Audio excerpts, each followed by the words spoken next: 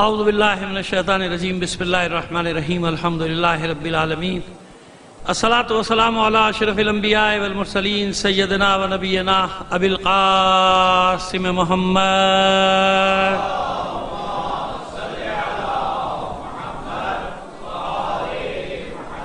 وآلہ الطیبین الطاہرین المعصومین ولعنۃ اللہ علی اعدائہم مجمعین من الآن الی قیام یوم الدین اما بعد فقد قال اللہ تعالی فی کتابہ المبین وہو اصدق القائلین وقولہ الحق بسم اللہ الرحمن الرحیم ومن یخرج من بیتہ مہاجرا الی اللہ ورسولہ ثم یدرکہ الموت فقد وقع اجرہ علی اللہ صدق اللہ العلی العظیم۔ صلوات بھیجی محمد آل محمد پر۔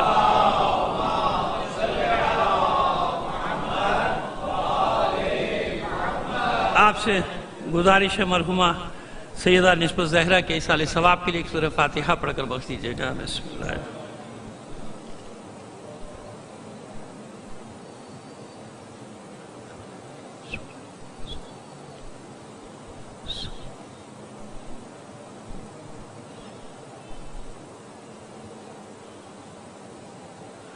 ایک صلوات عنایت فرما دیجیے محمد آل محمد پر۔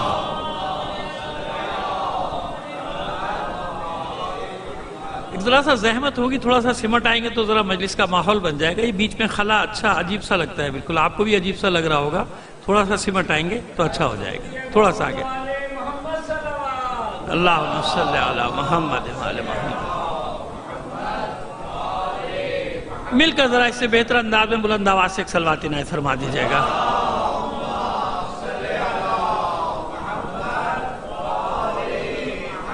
اعزائے محترم، ایک عالمہ فاضلہ جیسا کہ تعارف کرایا گیا مجھے، اور میں خود بھی کیونکہ وہ ٹرانسلیشن ترجمہ میں نے دیکھا تھا تو میں جانتا تھا، لیکن مجھے نہیں پتا تھا کہ یہ بچی کون ہے، لیکن اب معلوم ہوا کہ ہمارے برادر عزیز کی ہمشیرہ تھی۔ مسئلہ صرف اتنا سا ہے کہ دیکھیے شہادت کی انواع اقسام ہیں، ہے نا۔ ایک میدان جنگ میں لڑتے ہوئے شہید ہوتا ہے، اس میں اور دوسروں میں فرق یہ ہے کہ اس کا غسل و کفن نہیں ہوتا، اس کو ویسے ہی لے جا کے نماز پڑھا کے دفنا دیا جاتا ہے، وہ الگ شکل۔ تو اکثر لوگ یہ سوال کرتے ہیں کہ وہ مظلومے سے مارا گیا، ٹارگٹ کلنگ ہو گئی، شہید ہے نا، دھماکے میں ہو گیا، شہید ہے، لیکن آپ نے دیکھا نا ان سب کا غسل بھی ہوتا ہے، کفن بھی سب ہوتا ہے نا ان کے لیے۔ یعنی تعلیم حاصل کرنے کے لیے گیا بیچارہ، حادثے میں انتقال ہو گیا اس کا، وہ بھی ایک شہید ہے۔ ہم فرش ازا سے زندگی بھر گزار کے چلے گئے تو آپ جانتے ہیں کہ ایک درجہ تو ہے نا شہادت کا، من مات علی حب آل محمدین ماتا شہیدہ۔ لیکن دیکھیے فرق ہوتا ہے ہمیشہ۔ اب یوں سمجھانا چاہتے ہیں آپ کو بات کو کہ دیکھیے ایک سوال ہوا، ہستی کا نام نہیں لیتے، حضور سے سوال کیا کہ جب حضور نے کہا بہت پیار کرے تھے اپنے نواسے کو بہت زیادہ آغوش میں بٹھا کے، بس ام المومنین سمجھ لیجئے، تو ام المومنین نے پوچھا کہ آپ اس بچے سے اپنے اس نواسے سے بہت زیادہ پیار کرتے؟ کہا بہت زیادہ پیار کرتا ہوں۔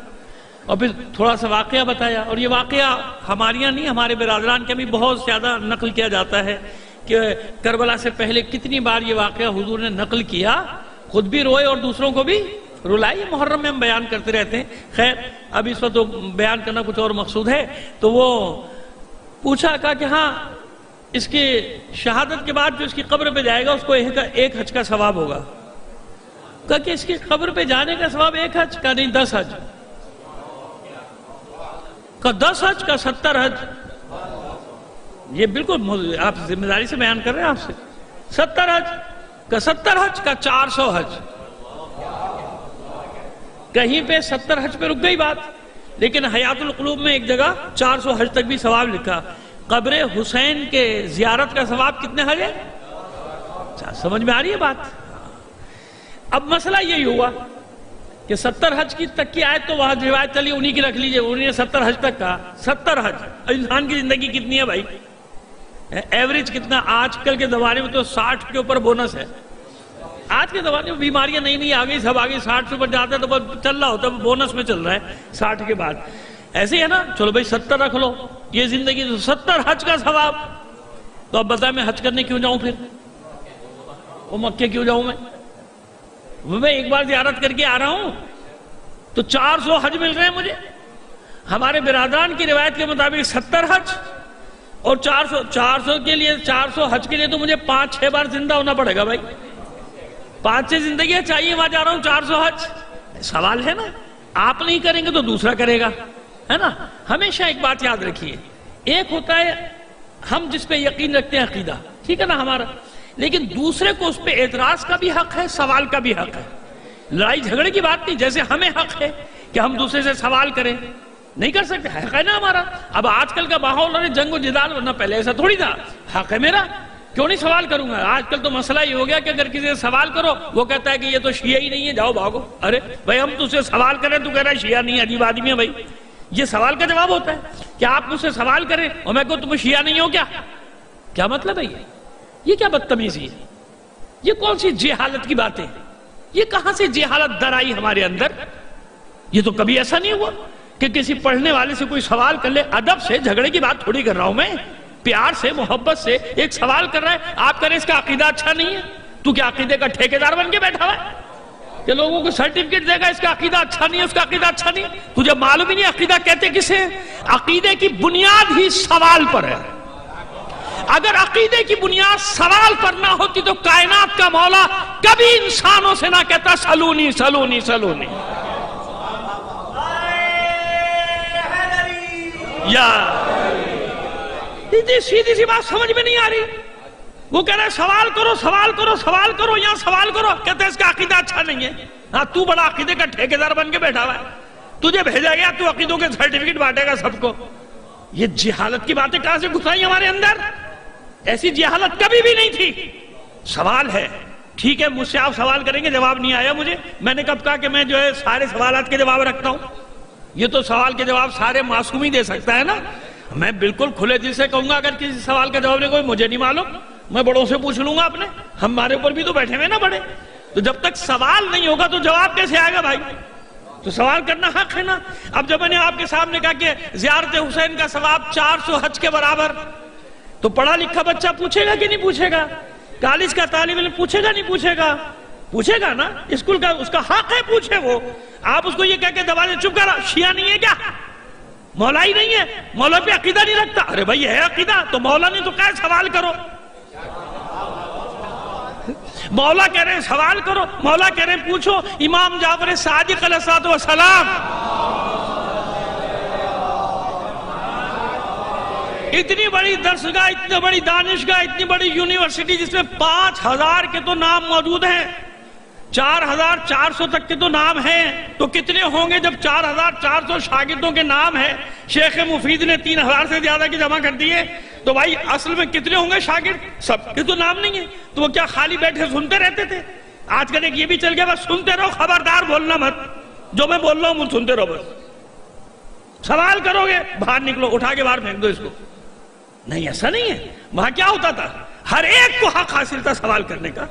سوال کا یعنی معصومین کی سنت رہی کہ خبردار سوال کرنے والوں کو ٹھکرایا مت کرو.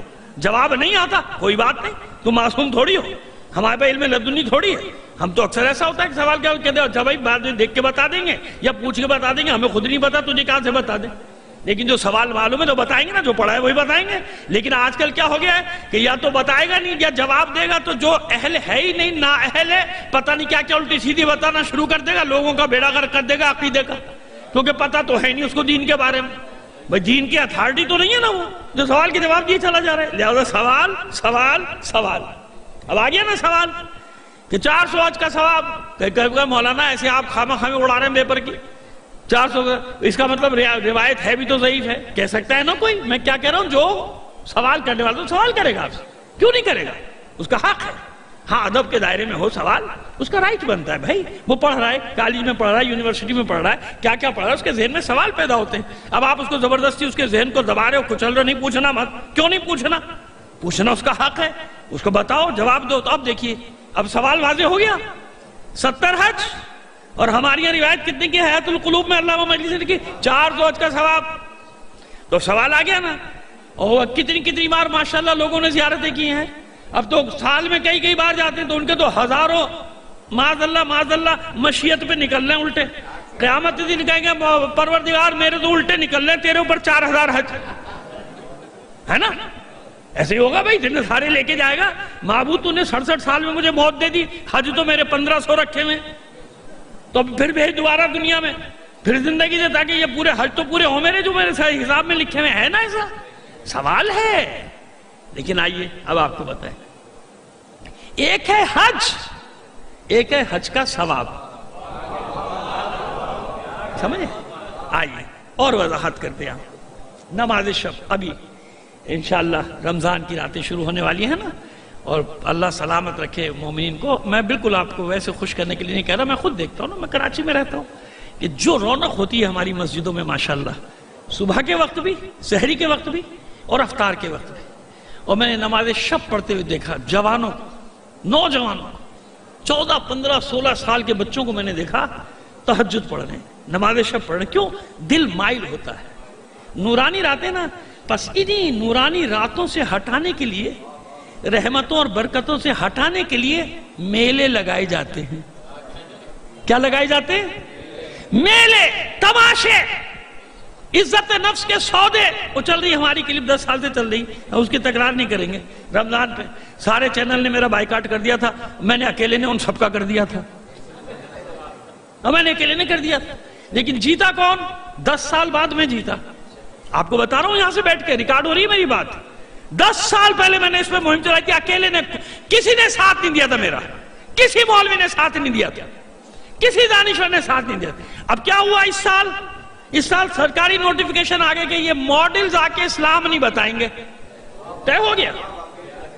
اور اس سال انشاءاللہ زندگی رہی تو میں نے بھی ایک چینل کا، میری شرائط پہ میں آؤں گا، اپنی شرط کو، کوئی ماڈل نہیں ہوگی، کوئی اداکار نہیں ہوگا، کوئی اداکار نہیں، تو جیتا میں، بلانا پڑا نا مجھے، لیکن میری شرط پہ بلانا پڑا۔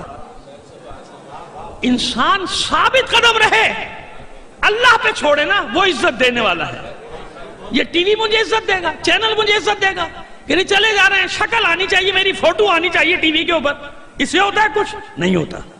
تو اس وقت میں کیا کرتے تھے؟ یہ میلے لگا دو، نیلام گھر لگا دو، تاکہ جوانوں کو، بچوں کو، خواتین کو عبادت سے ہٹا دیا جائے۔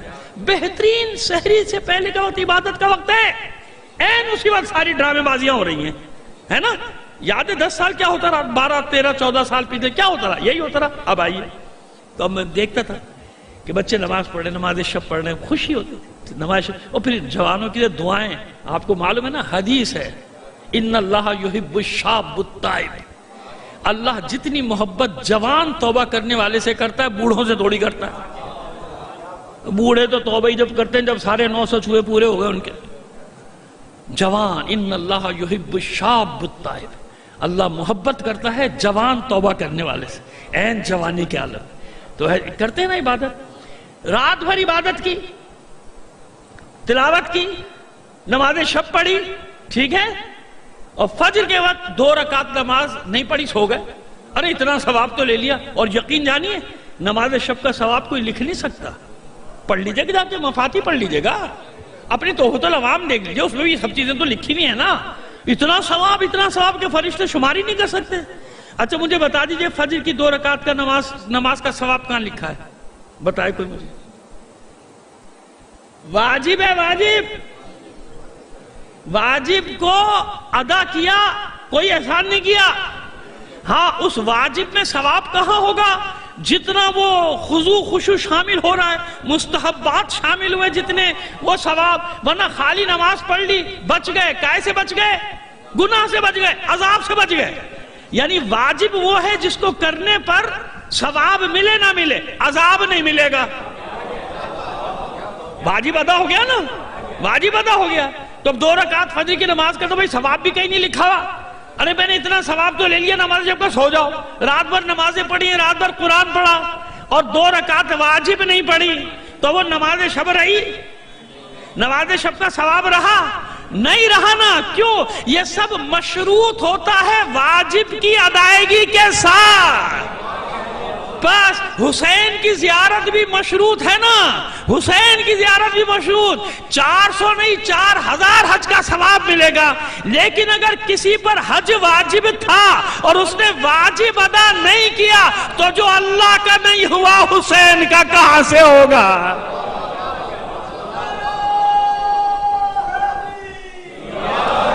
یعنی وہ جو ایک واجب حج ہے نا، اب یہ کیا ہے، ثواب اس کے برابر آپ کو ثواب مل رہا ہے، ثواب. لیکن اگر واجب ہی نہیں ہے ڈائری میں، ہاں یہ الگ بات ہے کہ حج جو واجب ہوتا ہے کب، جب استطاعت ہو. استطاعت نہیں وہ الگ بات ہے، استطاعت نہیں جا سکتا بیچارہ، لیکن زیارت پہ جانے کی استطاعت ہے، اتنا ہے کہ زیارت کر کے آ جائے، جاؤ زیارت کر کے آ جاؤ. لیکن کسی پر حج واجب ہو، ایک صاحب ہمارے ماشاء ایک صاحب کا پتہ نہیں کتنے صاحب ہیں، ہمیں بہت ٹکراتے، کہتے ہیں بلاوا ہی نہیں آ رہا. میں نے کہا بلاوا نہیں آ رہا، تیری نیت ہی نہیں ہے، اس لیے تجھے بلایا نہیں جا رہا. بلاوا کیا ہوتا ہے؟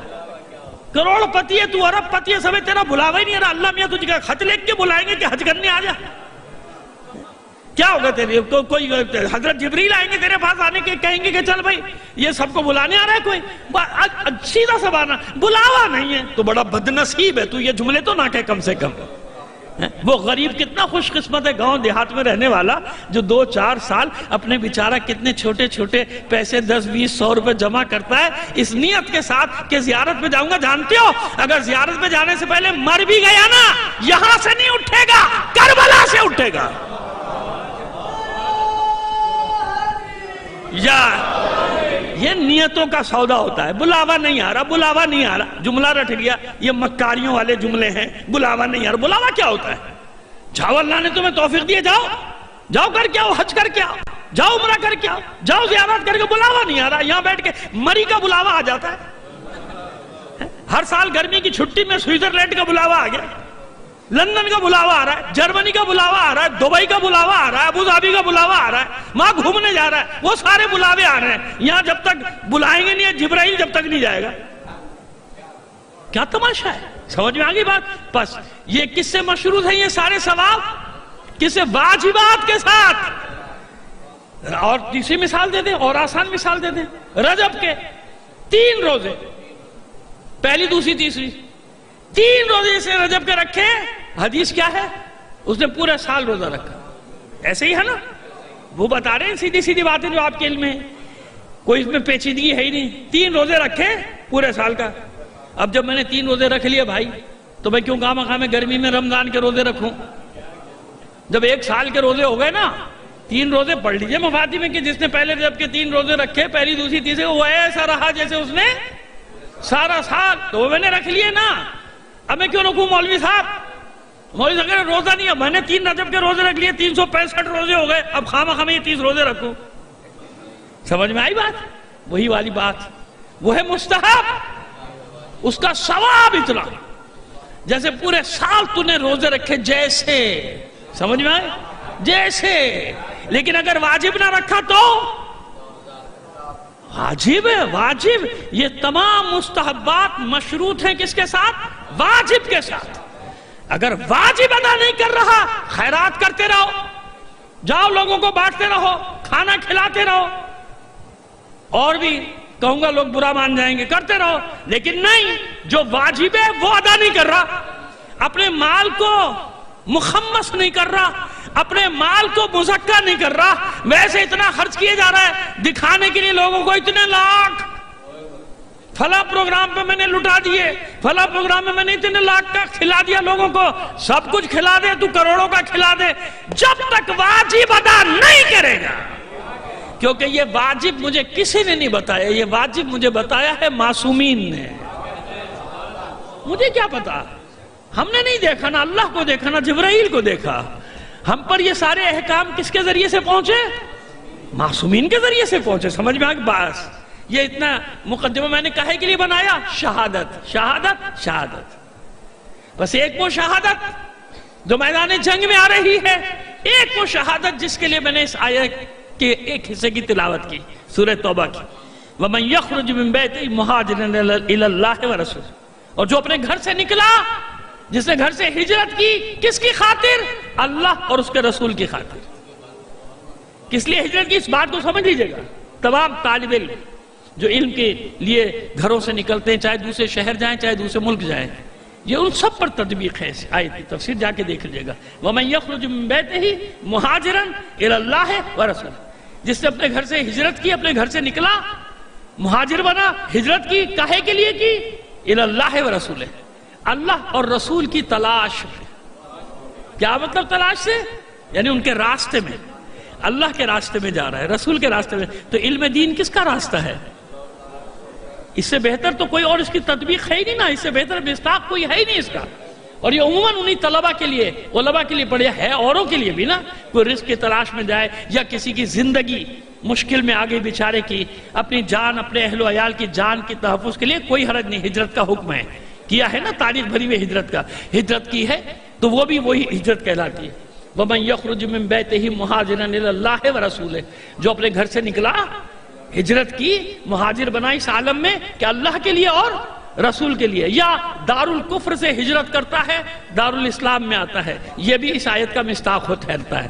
اس لیے بتا رہے ہیں کہ کہیں آپ کو یہ چیزیں ملیں گی تفسیر میں تو آپ یہ نہ کہ مولانا نے یہ نہیں بتایا تھا، وہ بتایا تو اتنی ساری کیا مطلب ہے کہ کیا کیا بیان کریں ذرا سی دیر میں آپ کے لیے، بات سمجھ میں آئی؟ بس وَمَنْ يَخْرُجْ مِنْ بَيْتِهِ مُهَاجِرًا إِلَى اللَّهِ وَرَسُولِهِ، اللہ اور اس کے رسول کی خاطر گھر سے ہجرت کرتا ہے، یعنی اس کا دین کا راستہ ہے نا، فی سبیل اللہ کیا ہوتا ہے؟ وہ یہ نا اللہ کا راستہ، اللہ کے راستے میں نکلا اور اس کے بعد کیا ہوا اس کے ساتھ؟ ثم یدرکہ الموت، اس نے موت کو درک کر لیا، اس کو اس حالت میں موت آ گئی، اس عالم میں جب وہ اللہ کے دین کی خدمت میں مشغول تھا، حصول علم میں مصروف تھا، اس حالت میں ثم یدرکہ الموت، اس کو موت آ گئی۔ تو کیا ہے اس کا مقام؟ فقد وقع اجرہ علی اللہ، اس کا اجر کسی کو نہیں معلوم کیا ہے، کیوں؟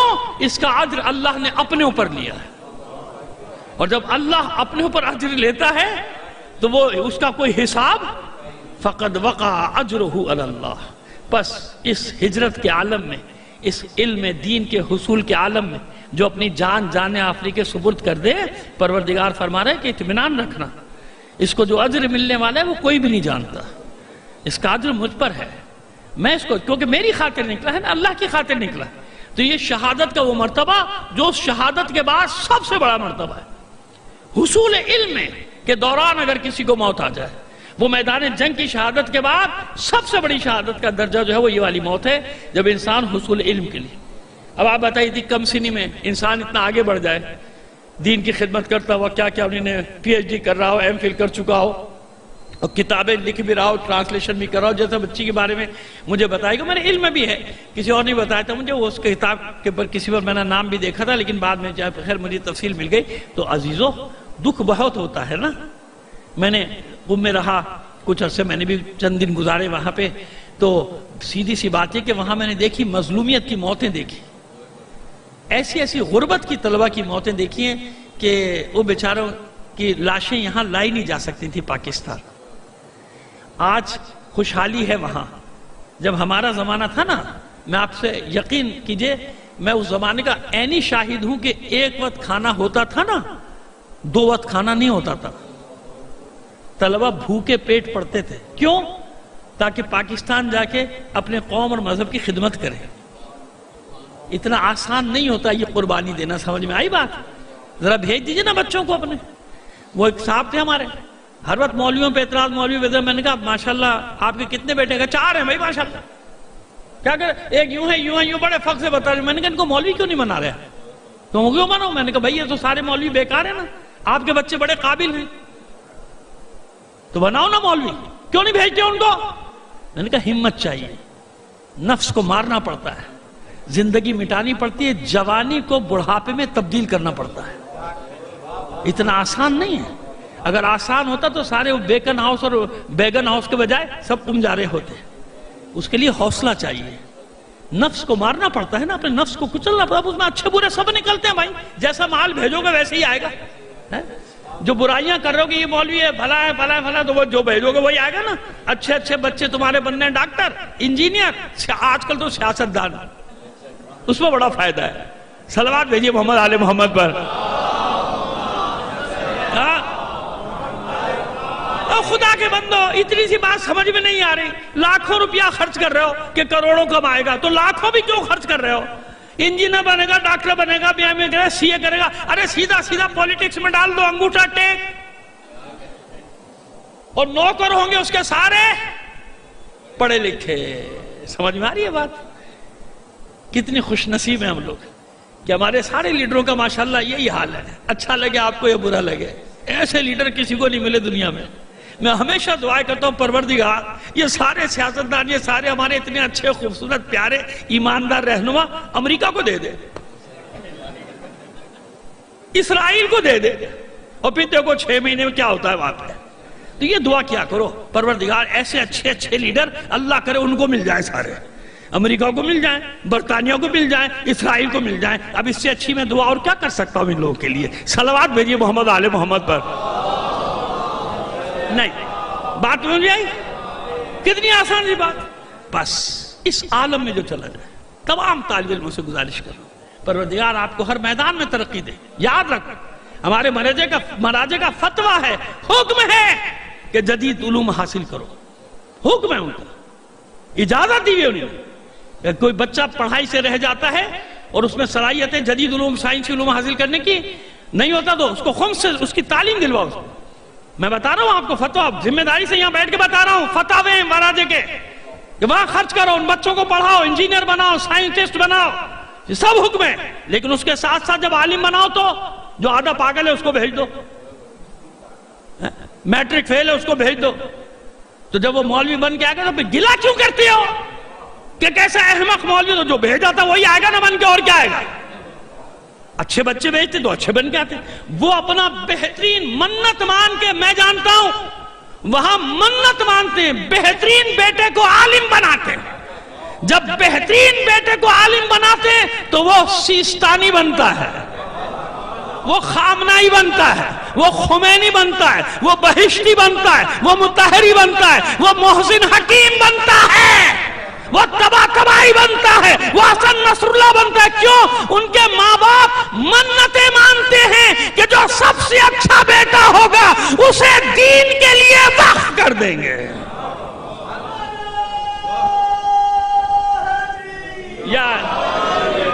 یا ہمارا کیا حال ہے؟ ہمارا یہ حال ہے کہ میں 2-3 سال اس کمیٹی میں ممبر رہا تھا جو امتحان لے رہی تھی حوض علمیہ بھیجنے کے لیے بچوں کو۔ تو وہ انٹرویو کر رہا تھا تو ایک صاحب لے کے آئے بچوں کو دیکھ کے میں پریشان ہو گیا، بھائی کیا چیز لے آئیے؟ وہ عجیب ہونق سا، یوں دیکھے ادھر دیکھے، پتہ نہیں کیا۔ میں نے کہا بھائی خیریت کیا؟ کہتا اس کو داخل کرانا ہے، مولوی بنانا ہے۔ میں نے کہا کیوں، کیا ہو گیا؟ کہتا دماغ کام نہیں کرتا اس کا۔ یہ میں اپنا تجربہ بتا رہا ہوں۔ اتنا مظلوم ہے دین، اتنا مظلوم ہے تشیع۔ خیر وہ فارغ ہوئے، ان سے دوسرے ایک صاحب آ گئے، بیٹے کو ظاہر ہے بس ہاتھ آتے تو ان کو بلائے گئے تھے ماں باپ، تو کیا کرنا ہے بھائی؟ نہیں اس کو وہاں بھیجنا ہے پڑھانے کو۔ میں نے کہا کیوں، آپ کیوں چاہتے ہیں، کیوں بنے عالم؟ کہا 4 سال سے میٹرک میں فیل ہو رہا ہے۔ جس کو میٹرک سمجھ میں نہیں آیا، دین کی تعلیم کتنی مشکل ہے، دین کی تعلیم اتنی مشکل ہے۔ اب آپ کو بتاؤں، ڈاکٹر اپنے شعبے کا ماہر ہوتا ہے نا، اور پھر ڈاکٹرز میں کتنے شعبے، سینکڑوں ہو گئے نا اب تو۔ آنکھ کا الگ ہے، کان کا الگ، ناک کا الگ، گلے کا الگ، بلکہ ایک ہاتھ کے اسپیشلسٹ نہیں، ایک پنجے کے اسپیشلسٹ میں نے دیکھے ہے نا۔ اور آرتھرائٹس کی مجھے خود بھائی مجھے نہیں معلوم، اس ڈاکٹر نے مجھے بتایا جب مجھے ذرا سی پرابلم ہوئی تو اس نے بتایا کہ 377 قسم کا ہے یہ مرض۔ کتنا؟ جھوٹ بول رہا ہوگا تو وہ جھوٹ بول رہا ہوگا، میں جھوٹ نہیں بول رہا، مجھے اسی ڈاکٹر نے بتایا کہ 377 اقسام ہے اس ایک بیماری کی جس کو کہتے ہیں آرتھرائٹس۔ اس کی 377 اقسام بتائیں، دل کا الگ، اس کا الگ، اس کا الگ، اس کا الگ، بے ہوش کرنے والا الگ، مارنے والا الگ۔ ہاں وہ بھی رکھے ہوئے انہیں نے، کب کس کو مارنا ہے۔ صلوات بھیجیے محمد آل محمد پر۔ ہے ایسا ہوا ہے ایسا؟ لیکن مجھے انصاف سے بتائیے، طب کے شعبے میں ڈاکٹر کو کہیں نہ کہیں شرع کی ضرورت پڑتی ہے کہ نہیں؟ فقہ بھائی عمل کرے نہ کرے، فقہی مسئلہ پیش آتا ہے کہ نہیں؟ انجینئر کو، وکیل کو، جج کو یہاں تو نہیں پیش آتا، لیکن میں دنیا کی بات کر رہا ہوں۔ آپ کو پتہ ہے نا یہاں ججوں وجوں کو آپ کچھ کہنا نہیں کبھی۔ آپ نے جج کو کچھ کہا، قاضی کو، اور آپ پہ توہین عدالت کا مقدمہ۔ یہ حق انہی کو حاصل ہے جو جج لگاتے ہیں۔ نہیں سمجھے آپ؟ اچھا ہوا نہیں سمجھے۔ صلوات بھیجیے محمد آل محمد پر۔ ٹھیک ہے نا؟ تو بھائی میں تو ججوں وجوں کو کچھ کہنے نہیں ہوتا، ججوں کو برا بھلا کہنا ہوتا ہے تو ہندوستان کے ججوں کو برا بھلا کہہ دیتا ہوں، ان کا مقدمہ مجھ پہ نہیں چلے گا۔ ماں کے جج بڑے خبیث ہیں، رشوتیں لے لے کے جن حکمرانوں نے ان کو جج بنایا ہو انہی کا ساتھ دیتے، انہی کے حق میں فیصلے دیتے. ہندوستان کے ججوں کی بات کر رہا ہوں بھائی, پھر بار بار کہہ رہا ہوں آپ سے, ان کو کہہ سکتا ہوں صلوات بھیجیے محمد آل محمد پر. ہاں, وہاں کے جج بڑے بے ایمان جج ہیں وہاں کے, جو رکھ دیتا ہے اسی کے حق میں فیصلہ دیا. ہمارے تو بڑے ایماندار ہیں ماشاءاللہ, آپ دیکھتے ہیں صبح شام کیسے اچھے اچھے فیصلے دے رہے ہوتے ہیں. اللہ ان کو سلامت رکھے, امریکہ کو بھی دے, اسرائیل کو بھی دے. صلوات بھیجیے محمد آل محمد پر. اللہ اکبر, یا رسول اللہ.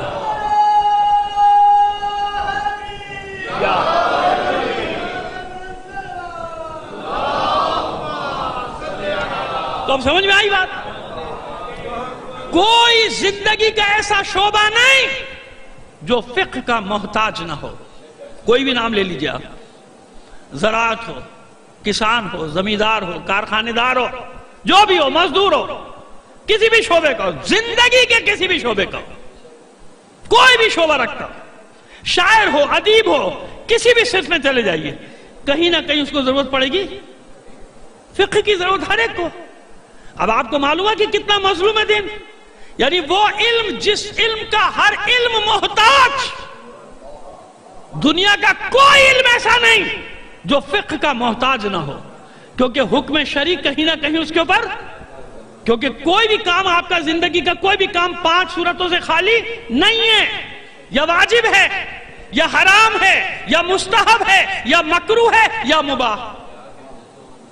کوئی بھی فعل دنیا کا لے لیجیے, اب کوئی بھی فعل ان 5 حالتوں سے خالی, یا وہ فعل مباح ہوگا, یا مکروہ ہوگا, یا مستحب ہوگا, یا واجب ہوگا, یا حرام ہوگا, ہے نا. یعنی یہ حلال ہوگا یا حرام, یعنی یہ واجب یا اس کا نہ کرنا, اس کا کرنا حرام ہوگا. ایسے ان 5 احکام سے خالی نہیں ہے. تو جس علم کا ہر علم محتاج ہے تو وہ کتنا مشکل علم ہوگا,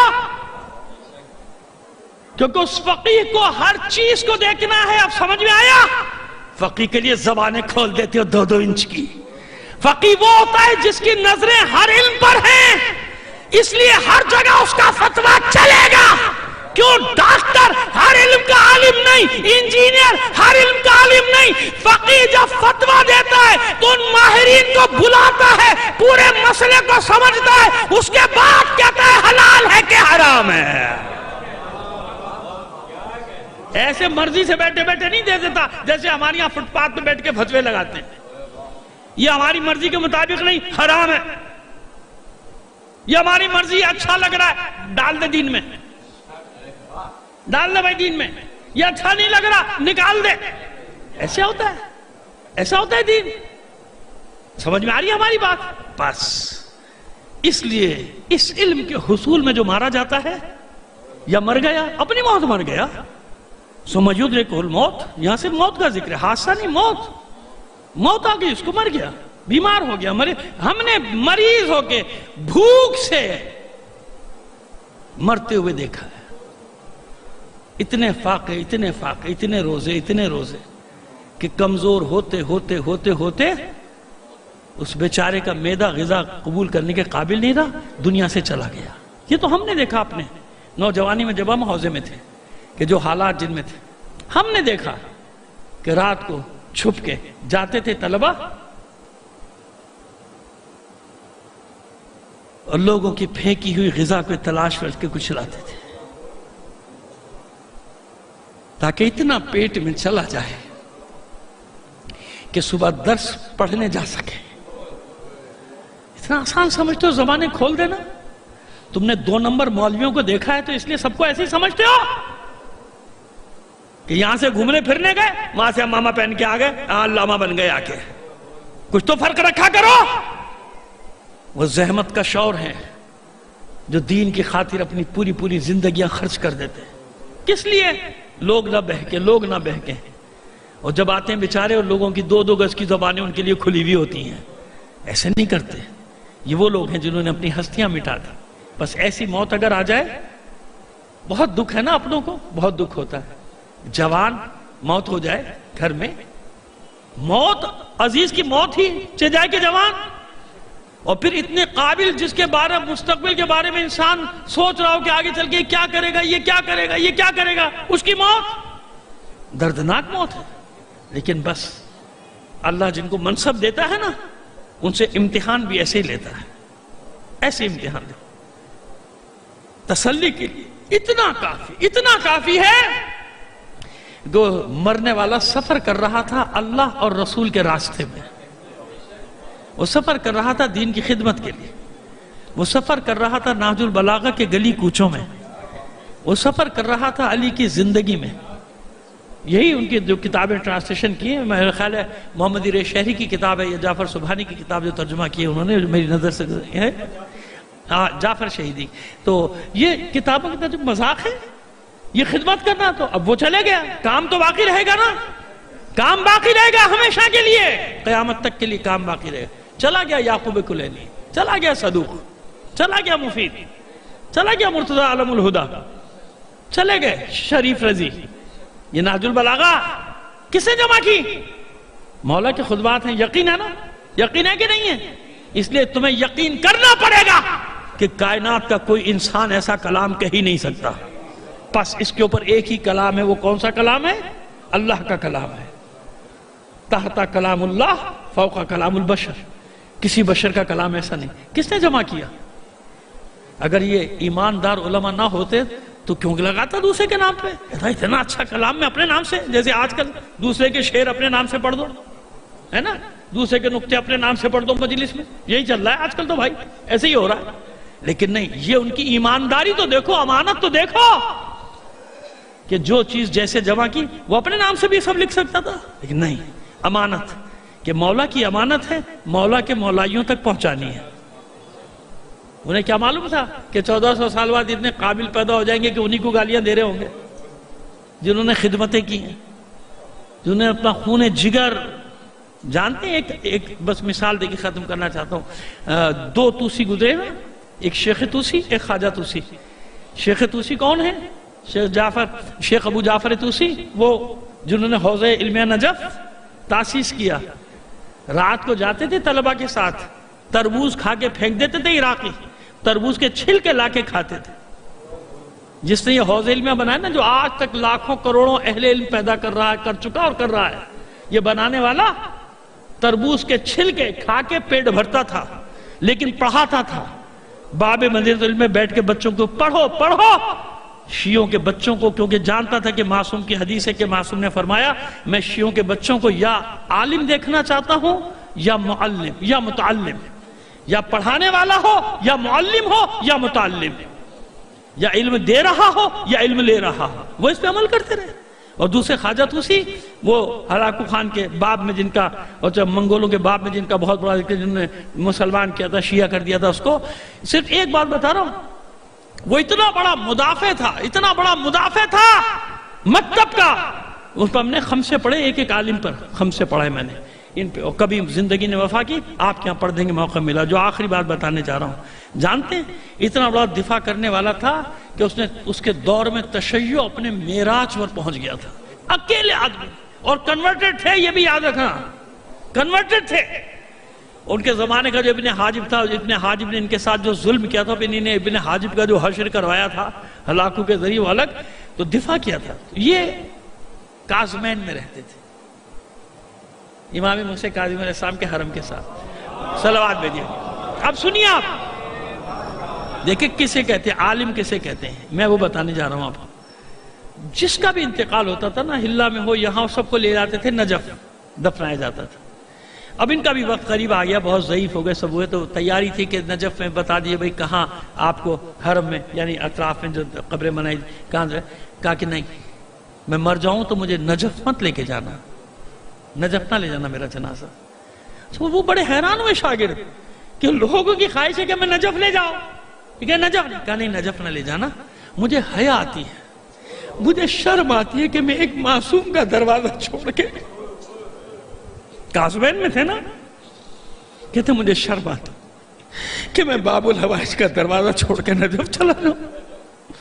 یہ ہوتا ہے عالم، مجھے حیا آتی، مجھے شرم آتی کہ میں، اور پھر سنیے آیت پتہ ہے کیا لکھوائی اپنی قبر، یہ آیت لکھ دعوت دینا۔ اب تو ظاہر ہے کہ نقشہ سارا بدل گیا، اس وقت دروازے کے قدموں کے سامنے قبر تھی، آگے باہر نکل کے حرم کے باہر ان کے شیخ خواجہ توسی کی، باب الحوائج کے قدموں کے آگے ذہن کے باہر، وہاں میری قبر بنانا، اور قبر پہ جانتے کیا لکھا تھا؟ آیت قرآن کی کیا لکھا تھی؟ وَقَلْبُهُمْ بَاسِطٌ ذِرَاعِهِ بِالْوَسِيدِ، جانتے کیا ترجمہ ہے؟ یہ آیت لکھا تھی، یہ آیت لکھو، اور ان کا کتا ان کے دروازے پہ چوکیدار بن کے بیٹھا ہے. یعنی انہیں دفاع کیا نا ساری نہیں. وَقَلْبُهُمْ بَاسِطٌ ذِرَاعِهِ بِالْوَسِيدِ، یہ آیت لکھ دینا کہ ان کا کتا ان کے دروازے پہ پنجوں کے بل بیٹھا ہوا ہے. یعنی ساری زندگی دفاع کرتے رہے نا، اپنے کو تشبیہ دی. کس سے تشبیہ دی؟ کتے سے تشبیہ دی. اب وہ ایک بات مجھے یاد آ گئی، چند سیکنڈ میں سن لیجئے. بڑا اعتراض کرتے نا لوگ، یہ کون سے نام ہوئے؟ قلب حسین، قلب صادق، قلب عابد، قلب جعفر. اب سمجھ میں آیا کیوں اپنے کو نسبت دیتے ہیں یہ علماء؟ کیونکہ یہ دفاع کرتے ہیں مکتب کا. اللہ نے یہ منصب ان کو دیا ہے کہ انہیں منتیں مان کے یہ نام رکھے تھے کہ میرا بیٹا بچے گا تو اس کا نام قلب حسین رکھوں گا. حسین کا کتا، حسین کے در کا چوکیدار. تو یہ اس وقت کی بتا رہا ہوں، آج سے 1700-800 سال پہلے کی بات، جب یہ آیت ہوئے تھے قلبہم باسط ذراعہ بالوسید، پنجوں کے بل اس غار کے دہانے پہ ان کا کتا بیٹھا. یعنی مرنے کے بعد بھی دفاع کر رہے تھے. آج اس کا علم دفاع کر رہا ہے. یہ ہوتا ہے علم دین. اس نے آسان نہ لیا کرو. ایسے پڑھ کے آ جانے والے 6 مہینے سال والے ان کو مت دیکھا کرو. ہر قسم کے مارکیٹ میں لوگ ہوتے ہیں پھرنے باز. نہیں، اتنا تو احساس کیا کرو، اتنی شناخت تو ہونی چاہیے کہ اہل علم کون ہوتے ہیں، علم کہاں ہوتا ہے. ہم جیسے طالب علم الگ رکھو، علماء کو الگ رکھو، فقہا کو الگ رکھو، جو جس کی مرضی آئے، جو جس کے منہ میں آ بکے. میرا یقین ہے انشاءاللہ جس راستے پر چلتی ہوئی چلی گئی یہ بچی، اور جس قابلہ تھی عالم، وہ ہمارے یہاں لوگ کہتے ہیں نا کہ بعض اوقات ظاہر بڑے بوڑھے ہیں، ان کی کہاوتیں صحیح بھی ہیں، حکایتیں ان کی صحیح بھی ہے کہ نظر کھا جاتی ہے. لیکن میں ایسے لوگوں کے لیے نہیں کہتا نظر کھا گئی. میں یہ کہتا ہوں کہ حسین کی نظر نے انتخاب کر لیا. ان کو کسی کی نظر نے کھایا نہیں، ان کو کسی کی نظر نے چن لیا. اس مکتب کے لیے چن لیا جہاں یہ سب بڑے بڑے جمع ہیں، بڑے بڑے جمع. اب وقت نہیں رہا، زندگی رہی، کسی موقع پہ آپ کو بہت سارے علماء کے خوابوں کا تذکرہ سناؤں گا کہ وہاں محفلیں کیسی ہوتی ہیں، کس طرح سے علماء بیٹھتے ہیں، اور وہاں بھی درس جاری رہتے ہیں. وہاں بھی ہے، نہ سمجھے گا کہ زندگی ختم نہیں، یہ زندگی ختم، وہ زندگی تو ابد الآباد. ایسے ہی ہے نا، ہم فیہا خالدون، تو ہمیشہ رہو گے تو کیا کھاتے پیتے رہو گے؟ نہیں، یاد رکھنا سے. بس مومن کیا ہوتا ہے؟ مومن یا مومنہ یہ جنت کی زینت ہوتی ہے. زینت، ایک جملہ ہم کہتے ہیں نا، بعض جملے ہمیں تو خیر کیا جملہ ہماری حیثیت کیا اور ہمارے جملوں کی کیا حیثیت، لیکن ایک دو جملے ہمیں اپنے اچھے لگتے ہیں. ایک جملہ ہمیں اپنا بہت اچھا لگتا ہے کہ مومن جنت کا مشتاق نہیں ہوتا، جنت مومن کی مشتاق ہوتی. مومن میں چار چاند نہیں لگاتی جنت. جنت کو انتظار ہوتا ہے کہ کب یہ مومن یا مومنہ آئے اور میری زینت میں اضافہ ہو جائے، میری خوبصورتی میں اضافہ ہو جائے. تو جو حقیقی مومن ہوتا ہے یا مومنہ، اس کا انتظار کرتے اس بزم میں. آپ یہاں نام رکھتے نا، بزم فاطمہ، بزم آمنہ، بزم خدیجہ رکھتے ہیں نا، بس یوں سمجھ لو کہ وہ بزم زینب میں چلی گئی، عالمہ غیر معلمہ کہ درس میں چلی گئی. وہ بزم فاطمہ میں ہے، وہ بزم خدیجہ میں ہے، وہ بزم آمنہ میں ہے، وہ بزم حاجرہ میں ہے، وہ بزم آسیہ میں. ایسے لوگ وہی ہوتے. بے شک ہمارا غم اپنی جگہ، لیکن وہ بہترین مقام پر ہے. بس چند جملے عرض کرنا چاہتا ہوں. بہت بے کسی کا عالم ہوتا ہے ماں باپ پر، اہل خانہ پر، جب ایسے آنکھوں کا تارا ان کے سامنے، ان کی آنکھوں کا نور بجھ جائے، خاموش ہو جائے. لیکن اطمینان سے ایک آپ سے سوال کرنا چاہتا ہوں، تسلی سے بتائیے، دل پہ ہاتھ رکھ کے مجھے بتاؤ. مجھے نہیں معلوم آج کتنے دن ہو گئے انتقال کو. مجھے تو خبر ملی، میں نے کہا چلیے میں آ جاتا ہوں، مجلس پڑھ دوں گا. ماشاءاللہ اتنا سارا مجمع یہاں پر بیٹھا ہے، مسجد سے باہر تک لوگ بیٹھے ہوئے ہیں نا. اور ابھی سلسلہ جاری رہے گا، نہ معلوم کب تک تعزیت کے لیے آنے جانے والوں کا ہے نا ایسا. آپ کا غم بہت بڑا غم. لیکن انصاف سے بتائیے، جب سکینہ دنیا سے گئی ہے، ہمارا عزیز کتنا ہی عزیز ہو، کتنا ہی عزیز ہے، جبھی تو ہم مجلس عزا برپا کرتے ہیں نا، جبھی تو ہم مجلس عزا برپا کرتے ہیں نا، تاکہ ہمارا غم ماندھ پڑ جائے، ہمیں تسلی ہو جائے کہ ہمارے ساتھ وہ نہیں ہوا جو قید خانے میں سکینہ کے جنازے پر آل رسول کے ساتھ ہوا تھا. وہ بچی جو تڑپتی رہی، بھئی اس بچی نے سب کو دیکھا، گھر والوں سے ملی، گھر والوں کے ساتھ ہے، سب ٹھیک ہے نا. وہ بچی ترستی تھی کوئی مجھے بابا کا سر لا دے. بابا تو نہیں ہے، بابا کا سر ہی لا دے. ایسے ہی ہے نا، تڑپتی رہتی تھی. دن بھر کہتے ہیں کہ دروازے کے زندان پہ بیٹھے، زندان کے دروازے پہ بیٹھی رہتی تھی، اور جب سورج ڈھل جاتا تھا گریا شروع. وہ کہتے ہیں روتے روتے بچی سو جاتی تھی. میں کہتا ہوں سو نیند کہاں آتی ہوگی، یوں کہیے کہ روتے روتے غش میں چلی جاتی. اور جب وہ جدائی کی رات آئی، ہجرت کا عالم ہے نا، سفر میں ہے نا، کربلا سے سفر شروع ہوا ہے، نہیں مدینے سے سفر شروع ہوا ہے. مدینے سے امتحان کا آغاز ہوا تھا. کربلا، کربلا سے کوفہ، کوفے سے شام، شام کا بازار، اور شام کے زندان میں عروج پر جو لوگ گئے ہیں نا، انہوں نے اس محل کے کھنڈرات بھی دیکھتے ہیں خبیث کے، اور وہ زندان کو بھی دیکھا ہے جہاں اس بچی کو رکھا گیا تھا. ایسے نسبت دیا تھی، واللہ عالم بالصواب. لیکن ہم دیکھ کر آئے نا، جو لوگ جا چکے ہیں وہ بھی دیکھ کر آئے اس زندان جہاں اس بچی کو رکھا گیا، اور وہ متصل ہے اس خبیث کے محل کے ساتھ جس کے کھنڈرات ابھی موجود ہیں دمشق میں. اور یہی وجہ ہے کہ جب بچی روتی تھی تو گریے کی آواز وہاں تک جاتی تھی. آپ کو کسی نے نہیں روکا، کوئی گریا کرنے سے نہیں روک رہا آپ کو، آج بھی نہیں روکے گا، آئندہ بھی نہیں روکے گا. اور روکنے والے حسرتیں لیے چلے جائیں گے، کوئی روک نہیں سکتا. لیکن عزیزو اس وقت گریے پر تماچے مارے جاتے تھے. جب زندان بان کو آتے دیکھتے تھے نا تو بچے سہم جاتے تھے کہ نامعلوم اب کس کے رخساروں پہ تماچے برسائے جائیں گے، نامعلوم اب کس کے تعزیے آنے پڑیں گے. وہ جب بچی ایک رات ایسی ہی آئی تھی، وہ غش میں چلی گئی، لیکن جب ہوش میں آئی اچانک تو پہلے سے زیادہ گریا کر رہی ہے. ماں نے آغوش میں لیا، میری بچی خاموش ہو جا، کلیجہ پھٹا جاتا ہے تیرے بہن سے. بچی کہتی ہے اماں کیسے خاموش ہو جاؤں، ابھی تو بابا میرے پاس آئے تھے. پھوپھی نے آغوش میں لیا، میری بچی سکینہ تیرا گریا برداشت نہیں ہوتا، میری بچی خاموش ہو جا. بچی کہتی ہے پھوپھی اماں ابھی تو بابا مجھ سے کہہ رہے تھے سکینہ ہم بھی بہت بے قرار ہیں، ہمارے پاس آ جاؤ. نہیں بہل سکی، بھائی نے اپنے پاس بٹھایا، تسلی دی سکینہ کو. سکینہ کہتی ہے بھیا نہیں رہوں گی، کبھی بھی نہیں رہوں گی، بس ایک بار بابا کا سر دلا دو، ایک بار بابا سے ملا دو، وعدہ کرتی ہوں پھر نہیں رہوں گی. بچی کے بین سن کے حرم میں شور گریا برپا ہوا، آوازیں بلند ہوئی، محل میں سونے والوں کی نیندیں خراب ہوئیں. بھیجا گیا زندان مان کو، کیا مسئلہ ہے؟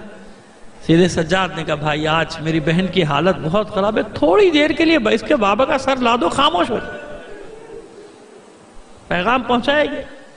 بچی پہ ترس کھا کے نہیں، صرف اس خیال سے کہ سر جائے گا تو بچی خاموش ہو جائے گی، گریا بند ہو، جاؤ لے جاؤ سر.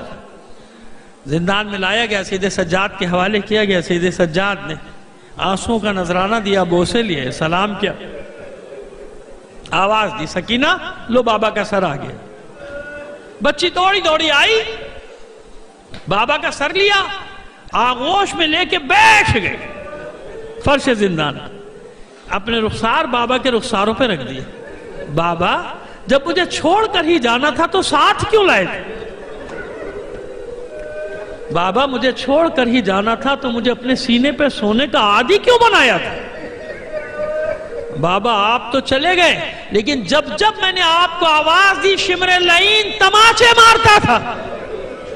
بابا ابھی میرے کانوں کے زخم بھرے نہیں، کتنی بے دردی سے گوشواروں کو کھینچا گیا تھا میرے لیے۔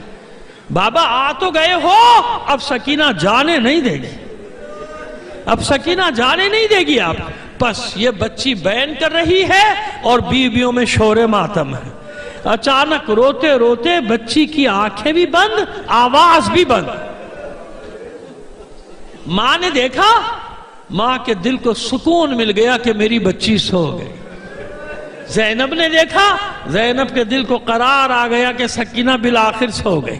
بابا کا سر پاکے بس ایک فرد ہے زندان میں، سید سجاد۔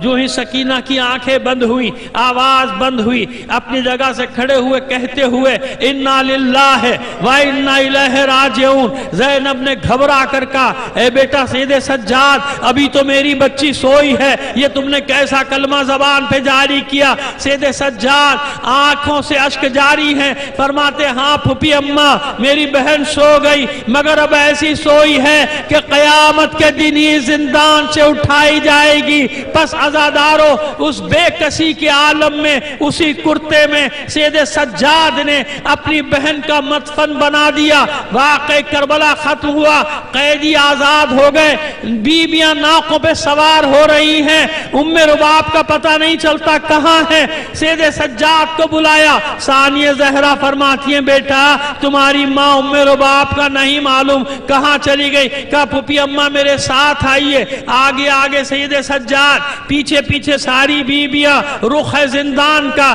حیران ہو کر فرماتی ہے ثانیہ زہرا، اے بیٹا سید سجاد، یہ تو تم زندان کی طرف جا رہے ہو۔ کوئی جواب نہ دیا سید سجاد نے۔ زندان کا دروازہ کھولا، اب جو اندر داخل ہوئی بیبیاں تو کیا منظر تھا؟ ام رباب سکینہ کی قبر پہ ایسے چھا گئی تھی جیسے بچی کو اپنی آغوش میں لیا ہوا ہے۔ بیان کرتی جاتی تھی، میری بچی سکینہ، ارے تو نے سنا ہم آزاد ہو گئے، تو مدینے کو بہت یاد کرتی تھی، تو نے سنا ہم مدینے جا رہے ہیں، اے میری بچی سواریاں تیار ہیں، محملیں تیار ہیں، بتا میں تجھے اس تاریک زندان میں تنہا چھوڑ کر مدینے کیسے چلی جاؤں؟ اگر مدینے میں کسی نے پوچھ لیا کہ میری بہن کو کہاں چھوڑا ہے تو یہ دکھیاری ام رباب اسے کیا جواب دے گی؟ اللہ لعنت اللہ علی القوم الظالمین وَسَيَعْلَمُ الَّذِينَ ظَلَمُوا أَيَّ مُنْقَلِبٍ يَنْقَلِبُونَ۔ اینک دے دیں بھائی۔ بار الہ بحق محمد و آل محمد ہمارے اس قلیل عمل کو قبول فرما لے۔ اپنی حاجات اپنے امام زمانہ کے توسل سے تیری بارگاہ میں پیش کرتے ہیں۔ شب جمعہ دل سے دعا کیجئے انشاءاللہ پروردگار عالم آپ سب کی حاجتوں کو پورا فرمائے۔ رمضان کی مبارک راتوں کا روزوں کا آغاز ہونے والا ہے، پروردگار ہم سب کو توفیق دے رمضان کی برکتوں سے جیسے فائدہ اٹھانے کا حق ہے ویسے فائدہ اٹھائیں۔ معبود اپنی حاجات اپنے زمانے کے امام کے وسیلے سے تیری بارگاہ میں پیش کرتے ہیں۔ دنیا میں جہاں کہیں بھی مومنین آباد ان کی جان و مال عزت و آبرو کی حفاظت فرما۔ عزاداران حسین کو اپنے حفظ و امان میں رکھ۔